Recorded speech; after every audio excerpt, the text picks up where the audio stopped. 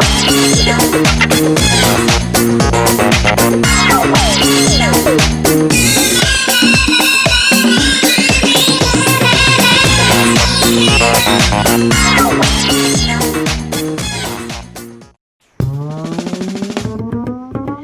guys, my name is Lauren House and I am the hostess of Beyond the House. We are here on the Social Nostra Network, and this podcast today is going to be about curb appeal. So I've had a few requests to discuss curb appeal, mainly from people who I know are investors. And I think what they want to know is maybe how far it needs to go. And I thought in order to make today's podcast a little more interesting, we would compare it to seeing a gorgeous person at a bar. So as you're driving through a neighborhood, first of all, maybe we should start with what is curb appeal. Curb appeal is what the house looks like from the street. It's obviously the exterior finishes. And this can be on a scale of the paint is falling off, the house is dilapidated, the grass is brown, all the way to a well-manicured lawn, freshly painted, nice mailbox, nice address numbers. You have such a wide variety of curb appeal, but the side that will get you more money is the side that's well manicured, that has a fresh paint job, that has nice patio furniture out front, that's well kept. The other side, where you might have some dead trees, some dead plants, like the stucco needs to be redone, whatever form of dilapidatedness that the house is in, this is setting the expectation. And curb appeal is also important because you can technically sell your house for more if you have nice curb appeal. I mean, and the reason why I want to make this analogy to being in a bar and seeing a good looking person is because we go through the same exact thought process while we're doing this. So imagine yourself in a bar and you're going to the restroom. And out of the corner of your eye, you see a hottie. And the first thought you have is, when I'm done in the restroom, I'm taking a different route to get closer to this person because I want to see them up close. You want to see the details. So you go to the restroom, you obviously make yourself extra cute. You go back a different way than you came to get this person into focus. And this is exactly what happens when buyers get out of their car. I call this a macroscopic view. You get out of your car, you see the house from afar, but as you walk to the front door as a buyer, you're taking in everything. You've got senses, you have visual, hearing, smell. You're wanting to know more about the house. And as you walk up to the house, this is where you decide, is it going to be worth it to go in? And I don't even think people realize that they make these decisions. And it's the same thing as a person. So as you're walking back to your friends at the bar, and you see this cute guy, as you get closer, you're deciding, okay, does his outfit match? Does he smell good if you get close enough?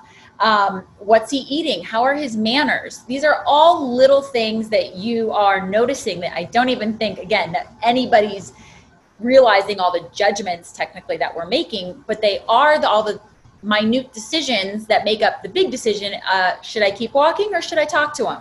And it's the same thing when you're walking into a house. If you walk up to a house where the front porch is swept, the windows are clean, there are no cobwebs anywhere in sight, fresh paint job, the patio furniture matches, all of the cushions are up, they're in order, and it feels good, people are going to have a much better feeling walking into the house. They're going to feel that the condition of the interior matches the condition of the exterior. So the attractiveness and the well-manicured lawn and exterior facade of the house truly does make a difference. And the reason I say this is because I think sellers, and this is no offense to sellers at all, but I think that they all, including myself one day, we have a tendency to overlook those items that we become accustomed to because we've lived with them for so long. You've lived with brown grass. Maybe you just don't feel like spending the money to paint your house. And time again, these are the items that are going to be pretty much like big ticks against you from a buyer's point of view. So if you have a $500,000 house and the buyer wants to deduct money for landscaping, for paint, for a fresh paint job, just for like updating the exterior, you know, the maintenance, you're going to think, well, that's not fair. Like my house is worth this and this is why. Unfortunately, somebody is willing to pay more for a house that is in better condition and it looks better interior and on the exterior. So this will be increasing the property value. It increases the neighborhood value. I've got all my notes here.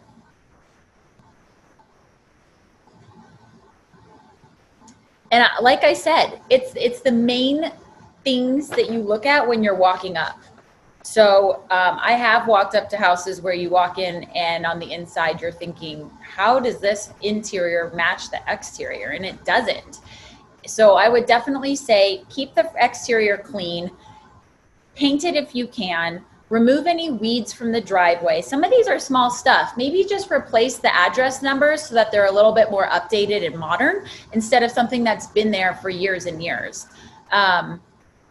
There is a way to go about this economically instead of feeling like you're going to give your right arm to make the exterior of your house up to par, up to standard. But I can tell you that for a minimal amount of money, you can actually make a lot more money from curb appeal. So I hope that this helps a little bit. I wanted to keep this short and sweet. And I love the example of, think about when you pull up, here I am talking real estate. When you are walking past somebody that you think is so cute, and as soon as they come into focus, you really do judge, yes, they're cute or no, they're not.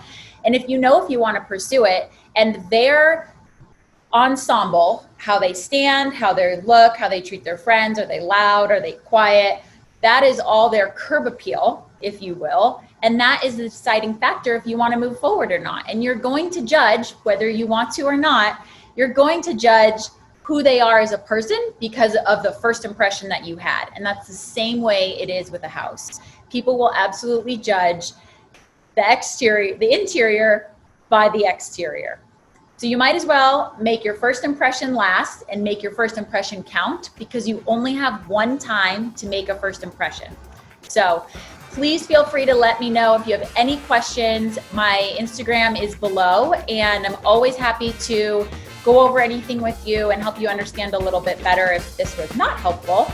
I tried to give the analogy that I think almost everyone understands. And I think that's it. So let me know if you have any questions on curb appeal, and I hope this was helpful. Thank you.